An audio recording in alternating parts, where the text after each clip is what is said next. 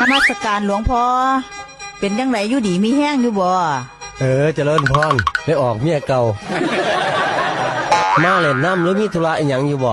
ว่าสิมาถามมึงสิบวชเป็นพระไปตลอดเลยแม่นบ่เป็นหยังคือว่ายังซันสิบ่ศึกอีกแล้วแม่นบ่บ่ซึกดอกแน่ใจบ่ต้องถามอีกเด้อ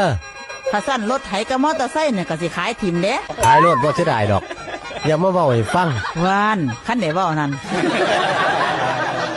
คันว่าจังสั้นขายถิ่มมันเบิดซะเนาะหลวงพ่อเนาะเอาจังได๋คันได้ซึกหันบ่ซึกบ่ยากดอกคันเรื่องนั้นซึกบ่ซึกก็แล้วแต่ข่อยคิดว่าหาผู้มาอยู่นำมาดูแลกันก็ดีเด้เนาะจังสั้นตัว มื้ออื่นเช้าเอาซาเล้งเข้ามาหาได้เด้อเอามาเฮ็ดหยังมาแก้ของนี่แหล้วมื้ออื่นข่อยสิซึกเอาจังสั้นตัวเพิ่นสิไปขับเอาบ่หึ